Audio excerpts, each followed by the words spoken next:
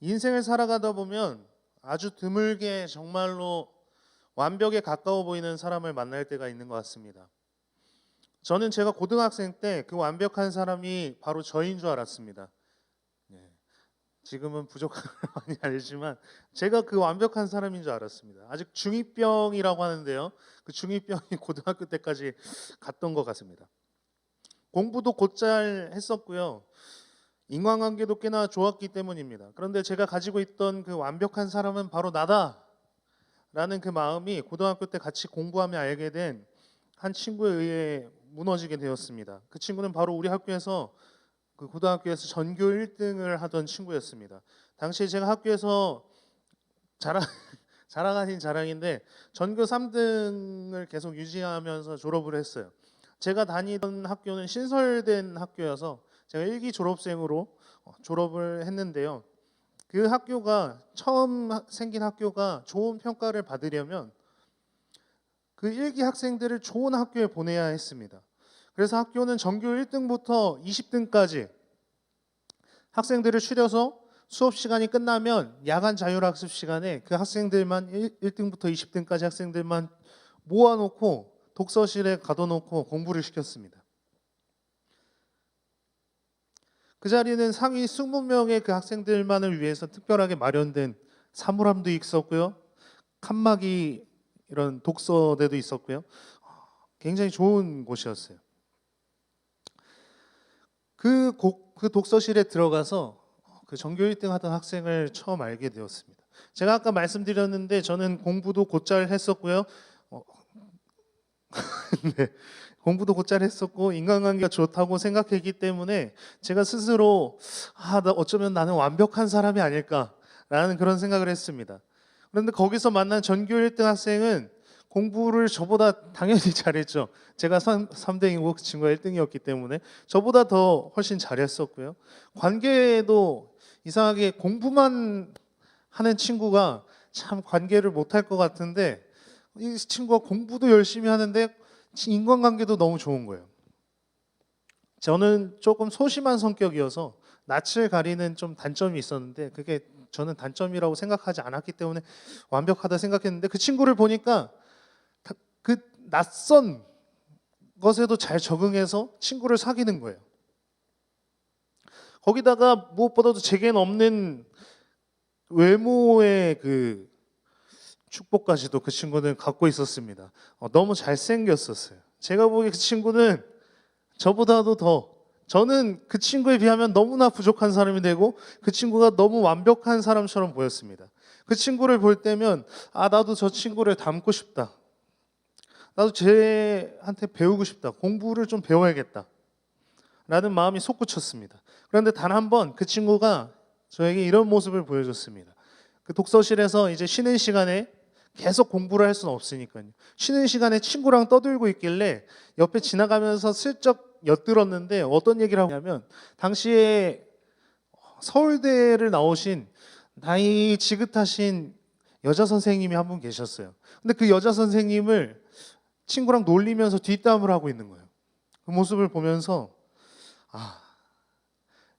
얘도 그렇게 완벽할 수는 없는 친구구나. 이런 단점이 있구나. 라는 것을 봤던 때가 있습니다. 그 친구에 대한 환상이 깨지고 나서 아직까지도 제가 만난 사람 중에는 이 사람은 완벽하다 라는 생각이 드는 사람을 만나본 적이 없습니다. 만나본 적이 없습니다. 이 세상에 어느 누구든 그 사람이 정말로 사람이라면 한 가지 이상의 결점쯤은 가지고 살아간다고 생각합니다. 오늘 본문 말씀에 등장하는 이 어떤 청년이 나오는데요. 완벽해 보이는 그의 인생에 자기도 몰랐던 결점을 가지고 살아가고 있었습니다. 우리 같이 16절 말씀을 함께 읽어보겠습니다. 어떤 사람이 주께 와서 이르되 선생님이여 내가 무슨 선한 일을 하여야 영생을 얻으리이까. 어떤 사람이 예수님께 나아오고 있습니다. 이 사람은 20절에 나와 있듯이 청년이었고요. 하나님의 계명을 잘 지키는 사람이었습니다. 또 22절에 나와 있는 것처럼 재물이 많은 돈이 많은 청년이었습니다. 누가복음 18장에 보면요, 동일하게 이 청년에 대해서 이야기하고 있는데요, 누가복음에서는 이 청년을 관리라고 이야기합니다. 여기서 관리는 사람들이 인정하는 꽤나 높은 위치에 있는 그런 사람입니다. 다시 말하면 16절에서 어떤 사람이 예수님께로 나오는데 이스라엘에서 사람들에게 어느 정도 인정받는 관리이고 그 종교적으로도 어느 정도 인정받는 위치에 있었겠죠. 그로 인해 돈도 많았었고요, 하나님의 계명도 남들에게 부끄럼 없이 잘 지키던 그 한 청년이 예수님께로 나온 것입니다. 여러분, 어떤 상황인지 좀 머릿속에 그려지시나요? 제가 고등학교 때 만났던 그 완벽해 보였던 친구처럼 모든 사람이 그 사람을 보면서 저 사람은 완벽해, 저 사람만큼 완벽한 사람이 없다 라고 생각할 만한 그런 사람이 예수님께로 나온 것입니다. 그리고 예수님에게 이렇게 질문합니다. 선생님, 제가 어떻게 해야지, 제가 어떤 선한 일을 해야지 영생을 얻을 수 있겠습니까? 이 청년에게는 갈급함이 있었습니다. 어느 누구보다도 완벽해 보였던 젊지만 부자였고 많은 사람들이 인정할 만한 관리였으며 계명도 다 지켜 행하는 그 청년에게도 영원한 생명에 대한 갈급함이 있었습니다. 그렇게 예수님께 나아갔던 것입니다. 자기 스스로도 되게 완벽하다고 생각하고 있었을지도 모르겠습니다. 그래서 예수님께 그 청년이 나아간 것은 정말로 대단한 일이에요. 남들이 어떻게 보든 간에 내 부족한 것을, 내가 원하는 것을 얻기 위해 예수님께 나아갔으니까.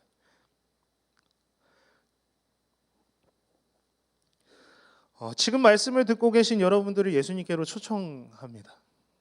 아무리 봐도 그 청년처럼 완벽할 수 없는 우리이기 때문에 예수님께로 나아가는 것은 당연한 일입니다.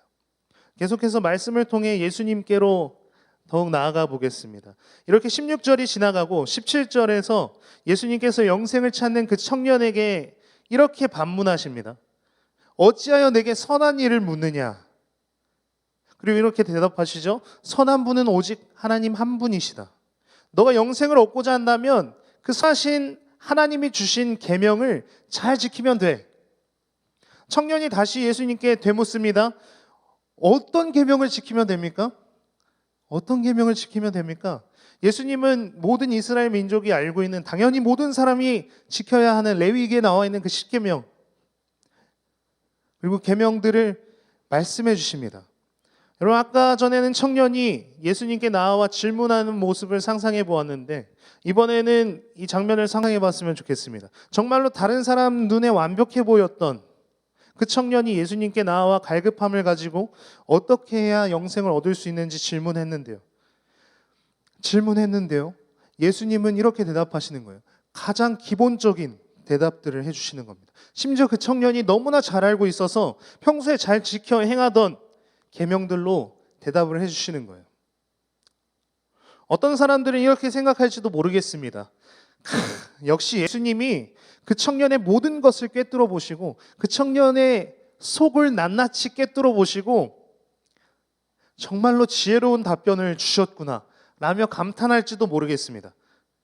그러나 그 청년의 입장에서 보면 사회적 명망이 있고 지금까지 계명도 잘 지켜왔던 자신이 남들의 시선은 아랑곳하지도 않고 저 사람 왜 예수님께 나아가지? 저렇게 완벽한 사람이 왜 예수님께 나아가는 거지?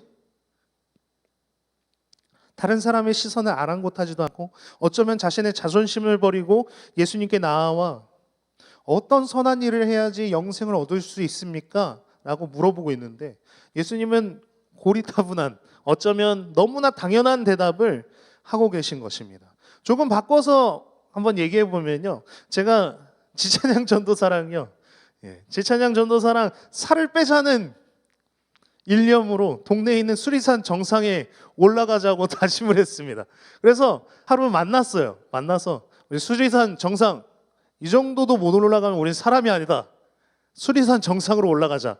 그래서 수리산을 동네 뒷산 취급하면서 가장 어려운 코스로 도전했던 적이 있습니다. 그리고 당연히 경사가 심한 코스로 올랐기 때문에 거의 제가 지금 생각해 보면은 네 발로 올라가야 되는 그런 경사를 올라갔던 것 같아요. 그래서 열심히 올라가면서 숨은 헉헉대고 다리는 막 저려오고 그런 상황 속에서 산 중턱도 못 가서 저희가 포기를 했습니다. 포기를 했어요. 그리고 내려왔습니다. 그런 제가, 자 이제부터 상상입니다. 그런 제가 갑자기 산악인 가장 산에 대해서 잘 아시는 어몽길 대장님한테 찾아가서 대장님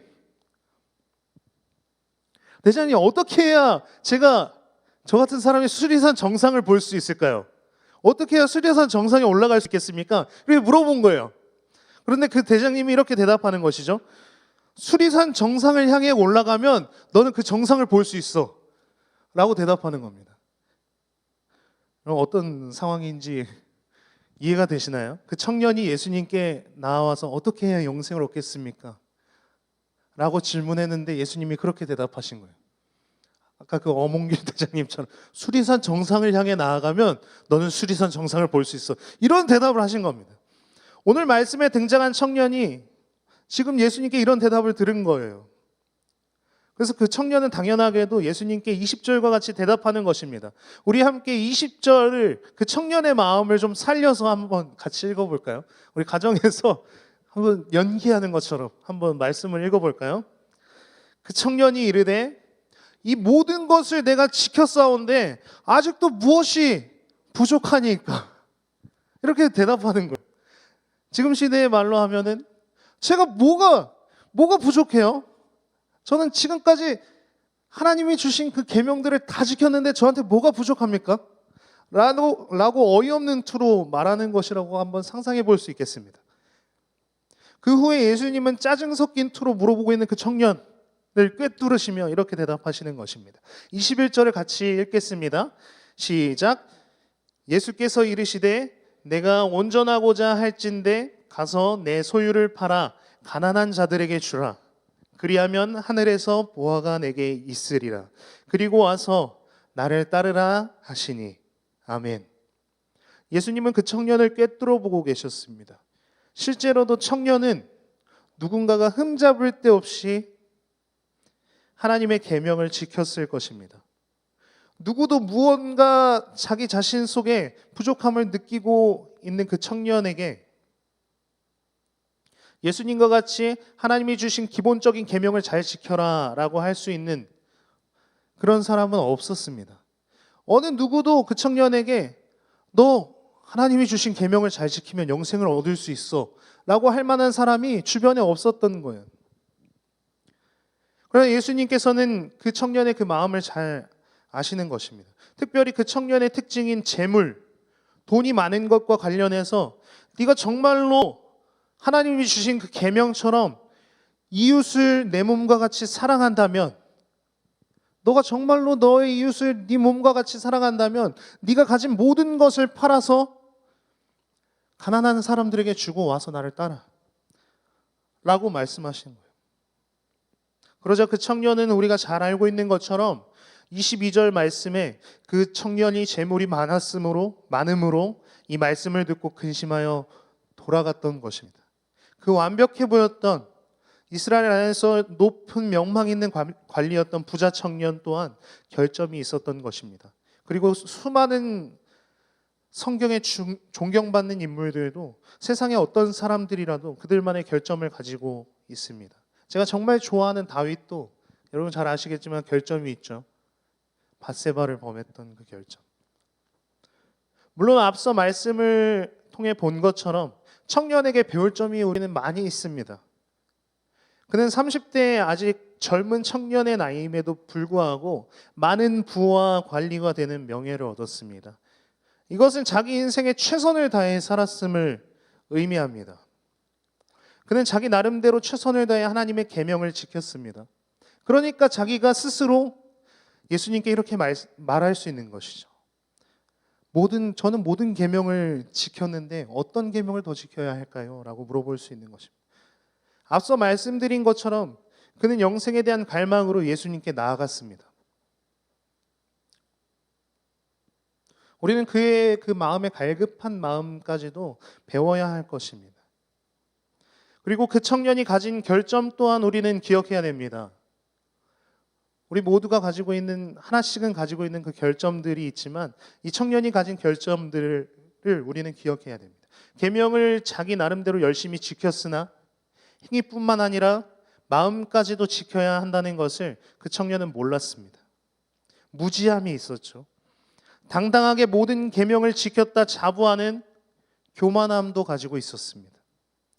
또한 예수님께서 모든 소유를 팔아서 가난한 자들에게 주라고 하신 말씀에 청년은 근심하여 예수님의 말씀을 쉽게 포기하고 돌아갔습니다.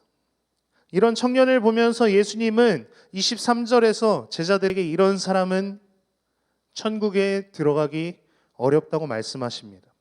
그렇습니다. 우리가 이러한 결점을 가지고는 하나님 나라에 들어가기가 어렵습니다. 우리가 이러한 결점을 가지고는 그 온전한 하나님 나라에 들어가기 어렵습니다. 하지만 우리가 이 결점을 보완해낸다면 우리는 하나님 나라에 합당한 백성들이 될 것입니다. 그리고 이 결점을 보완하는 방법은 우리에게 있지 않습니다. 뒤에 나오는 26절에 보면요, 예수님께서 이렇게 말씀하십니다. 예수께서 그들을 보시며 이르시되, 결점을 보완하는 방법이에요. 사람으로는 할 수 없으나 하나님으로서는 다 하실 수 있느니라. 할렐루야. 하나님께 우리의 결점을 인정하고 맡겨드릴 때에 하나님께서는 우리를 완전하게 해주십니다. 그때 예수님께서 우리에게 하시는 말씀이 있습니다. 21절에 예수님께서 그 청년에게 결점을 보완한 후에 이렇게 하라고 말씀하시죠. 너의 그 모든 재물을 팔아서, 너의 모든 소유를 팔아서 가난한 자들에게 나눠준 후에 이렇게 하라고 말씀하십니다. 뭐라고 말씀하시죠? 그리고 와서 나를 따르라. 예배에 참여하고 계신 모든 성도 여러분, 오늘 이 청년의 모습을 기억하면서 우리의 결점을 하나님께 맡겨드렸으면 좋겠습니다. 그리고 그 결점을 보완해 나갑시다. 예수님을, 그리고 나서 예수님을 따라갑시다. 우리의 인도자 되시는 예수님을 따라갑시다. 오늘 목사님께서 1부 예배 때 이런 설교 전에 이런 이야기들을 해주셨는데요. 성탄의 의미를 아십니까?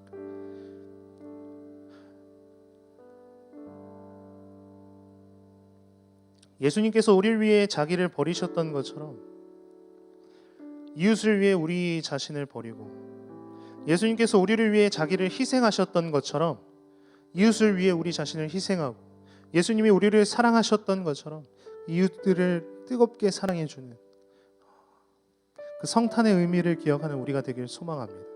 우리의 결점을 보완해 나갈 때에 우리가 하나님 나라에 합당한 백성이 되었을 때에 우리는 그 성탄의 의미를 잘 지킬 수 있을 것 같습니다.